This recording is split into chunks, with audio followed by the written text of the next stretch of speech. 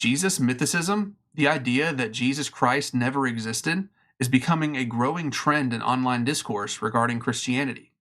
And obviously, if Jesus never existed, then the claims regarding Jesus in the Bible cannot be true, which would make Christianity false. So it's time for us to tackle this topic. Did Jesus really exist? Let's get into it. In this video, we're going to be defending one particular reason to think that Jesus existed, the fact that he was crucified. And I've put my argument into an easy syllogism for you to remember. Premise 1. If Jesus of Nazareth died by crucifixion, then he existed. Premise 2. Jesus of Nazareth died by crucifixion. Therefore, Jesus of Nazareth existed. Now, I'm not going to be surprised if I see people in the comment section denying premise 1. But it seems self-evidently true that if someone is crucified, they exist. You cannot crucify a person that does not exist. And so in this video, we're going to take it for granted that premise 1 is self-evidently true, and we're going to be defending premise 2 for the remainder of this video. It's important to note that this is a sound argument, meaning that the conclusion follows from the premises. So as long as the premises are established as true, the conclusion necessarily follows and is true. And the conclusion, once again, is that Jesus of Nazareth, in fact, existed. One of the main reasons to believe in the crucifixion of Jesus is the fact that it is attested in multiple, independent sources, beginning with the biblical documents themselves. The crucifixion narratives in Matthew, Mark, Luke, and John are clearly independent of one another. It's also mentioned in the letters of Paul and in the book of Acts. And I know what many skeptics are saying. You can't use the Bible to prove the Bible. And while that's not actually what we're doing, we're just looking at historical documents and taking the claims for what they are.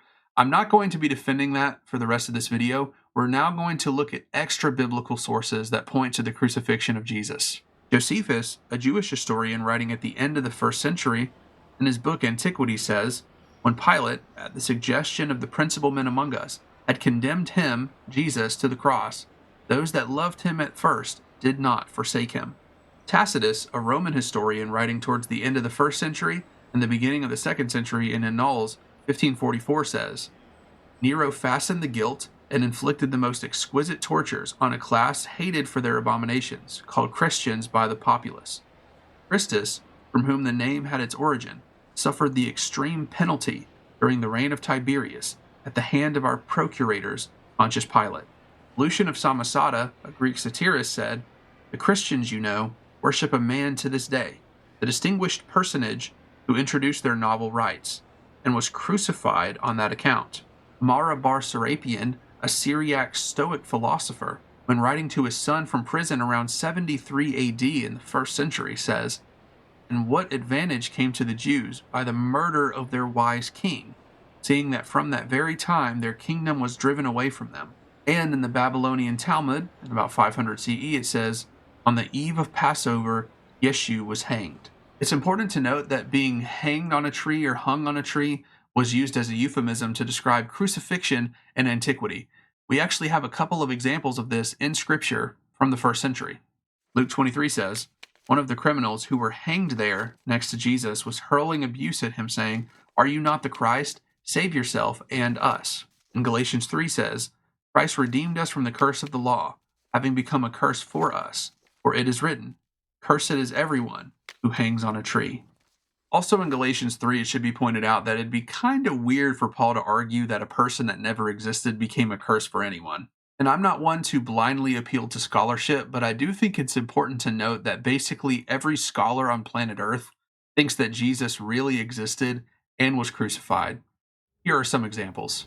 John Dominic Crossan, who is a skeptic from the Jesus Seminar, says, that he was crucified is as sure as anything historical can ever be. Marcus Borg, who's a New Testament scholar from the Jesus Seminar, says, some judgments are so probable as to be certain. For example, Jesus really existed, and he really was crucified, just as Julius Caesar really existed and was assassinated.